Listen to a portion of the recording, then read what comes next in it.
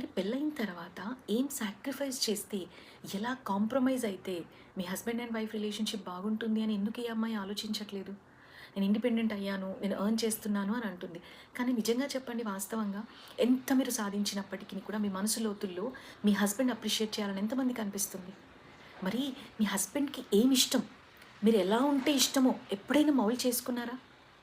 అలా చేసుకున్నా కూడా చాలామంది నా దగ్గర కొంతమంది మేడం మీరు చెప్పారు కదా చేశాను అని అంటారు. అది కరెక్ట్ అంటారా? నీ మనసు లోతుల్లో నుంచి ఆ కాంప్రమైజ్, ఆ సాక్రిఫైస్, ఆ ప్రేమ అనేది రావాలి. ఈవెన్ దెన్ వాళ్ళు మిమ్మల్ని పట్టించుకోకపోయినప్పటికి కూడా. ఎలాగంటే సిబ్లింగ్స్ దగ్గర గొడవైనప్పుడు కలిసిపోతాం వెంటనే. ఎంతైనా కూడా ఫ్రెండ్స్ దగ్గర కూడా కాంప్రమైజ్ అయిపోతాము. ఒక్క భార్యాభర్తల బంధం దగ్గరకొచ్చేసరికి ఎందుకో చాలామంది ఆడపిల్లలు వెనకబడిపోతున్నారు. ఎందుకంటే ఇలాంటి మైండ్ గేమ్స్ మీ మైండ్‌లోకొచ్చినప్పుడు. ఇండిపెండెంట్ అంటే ఎలా ఇండిపెండెంట్ అవ్వాలి అనంటే, అన్నీ ఉన్న తర్వాత కూడా మీ హస్బెండ్ సపోర్ట్ తోటి, మీ వైఫ్ సపోర్ట్ తోటి మీరు ముందుకెళ్ళగలగాలి. అది వాస్తవం అండి. ఎందుకనంటే, మీరు అలా ఒకవేళ సమ్మతించకుండా ముందుకేదైనా చేస్తే గనక టు సమ్ ఎక్స్‌టెంట్ మీరు సక్సెస్ అవుతారేమో. కానీ నిజంగా డీప్‌గా ఆలోచించండి. చాలామంది కొన్నిసార్లు చెప్తూ ఉంటారు, మా హస్బెండ్‌కి తెలియకుండా ఇన్వెస్ట్ చేశాను అని చెప్పి.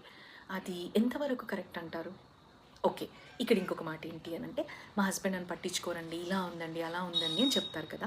మరి ఎలాంటి స్ట్రాటజీస్ అయితే మీ ఫ్రెండ్స్ దగ్గర, మీ సిబ్లింగ్స్ దగ్గర ప్లే చేశారు? అంటే కాంప్రమైజ్ అయ్యి ప్రేమగా ఉండడానికి. హస్బెండ్ దగ్గర ఎందుకు చేయలేకపోతున్నారు అనంటే, ఏం అడ్డొస్తుంది అని అంటే గనక ఏం చెప్తారు ఆన్సర్? దయచేసి దేవుడు పెట్టిన బ్యూటిఫుల్ బంధాలలో భార్యాభర్తల బంధం అనేది చాలా చక్కని బంధం. ఎందుకనంటే ప్రతి స్టేజ్‌లో దాటుకుంటూ వచ్చారు కదా! మరి భార్యాభర్తలుగా మీరు పెళ్లి చేసుకున్న తర్వాత ఆ స్టేజ్‌ని దాటాలి కదా! దాటితేనే ఇంకొక బ్లెస్సింగ్ మీ లైఫ్‌లోకొస్తుంది.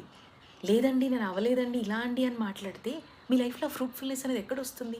ఆ ఎఫెక్ట్ ఎవరి మీద పడుతుంది అనంటే మీరు వెరీ ఇండిపెండెంట్‌గా అయినప్పుడు మీ పిల్లల మీద కూడా పడుతుంది.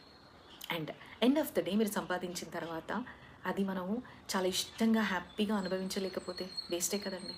అందుకే ఎప్పుడు కూడా వైఫ్ అండ్ హస్బెండ్ చాలా అర్థవంతమైన లైఫ్ లీడ్ చేయడానికి ట్రై చేయండి. అందులో వైఫ్ బాధ్యత లేదంటే వైఫ్ రోల్ అనేది చాలా కీలకం.